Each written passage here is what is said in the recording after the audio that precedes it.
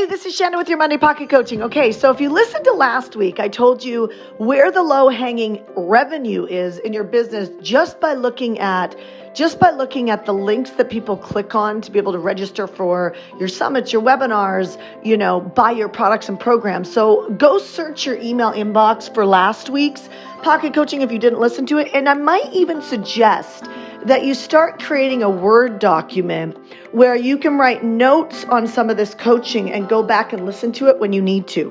Okay, because it's all about you organizing your life to be successful. And I'm here to support you and to help keep bringing these Monday Pocket Coaching. But every now and then things stick out and, you need to remind yourself about, I need to run this strategy in my business, or I need to send it to somebody on my team so that they can listen to it. Okay, so here's for this week. This week I want to talk to you about what do you do when you talk to somebody on a phone call and they don't buy? It's like they gave you some lame excuse. And I hate to say it like that, but we are constantly in a battle of committing ourselves to the things that we love. And that's why we have a hard time making a decision to even buy something in our life, or take a vacation, or get married, or invest in a real estate project, or you could be getting great results with me as a client and have a hard time reinvesting for the next year. And it's insane how much of a battle that we're in. We're in this battle of committing. So you got to know that you're in that battle. And until you get so strong that it stops being a decision on whether you get coaching, it stops being a decision on whether or not you live with or without money, it stops being a decision on, do I have the energy to build an amazing family and business? And it just is something that you just commit to and do. And while you're in that pursuit of getting yourself to that level where you stop feeling guilty for being extraordinary and you're completely committed to not being average, until you get there, you are going to battle with feeling too pushy. How often do I follow up with somebody? You're going to ask these really lame questions. And I hate to say it that way, but I want to have you really get it. People ask me, how many times should I follow up with somebody? That is a lame question. That's like how much should I love somebody? That's not how you want to think, right? But I'll give you a number. 15 to 17 times in 1 week after you talk to them. 15 to 17 times in 1 week after you talk to them. Listen, I have not always been perfect training my team around this stuff because, I too have gotten frustrated at being a high performer and then not having the patience to teach it, because sometimes there's blind spots in our own leadership on how do we actually develop a team of people around us to be able to create the results. So in order for you to lead it, you got to create playbooks. And those playbooks have to be something that you're relentless as your company builds in sharing the playbooks with your team so you get the results that are consistent. So I know I get consistent results, and I know every single time I stop leading, my results get inconsistent. And so you're the CEO, you're the business owner. And right now we're talking about sales, which is the bloodline. It's the fruit. It's the fuel. If you don't have a strong cash flow in your company, which is sales, then you're going to fall apart. So here's what I'm going to recommend for you. I'm going to recommend that you look at who are the 5 last people that you spoke to. And in the next 7 days, I want you to touch base with them 15 times. So what does a touch base look like? So I'm going to stop using the word follow-up, because follow-up is exhausting. It takes energy. It feels like, it's got all this emotion connected to it. And I want you to get away from the emotion and just go, okay, touch base looks like you just reach out to someone today that you've already spoken to and say, hey, I was thinking about you today. How was your Easter? How was your Thanksgiving? How was your Christmas? Whatever. How was your weekend? I want you just to reach out to them and just, inquire how they are. I was thinking about you. That's a one touch base.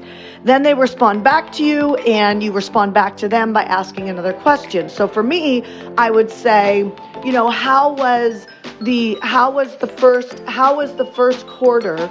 How was the first quarter of the year? How was the first quarter of the year? Right? How was last month in business?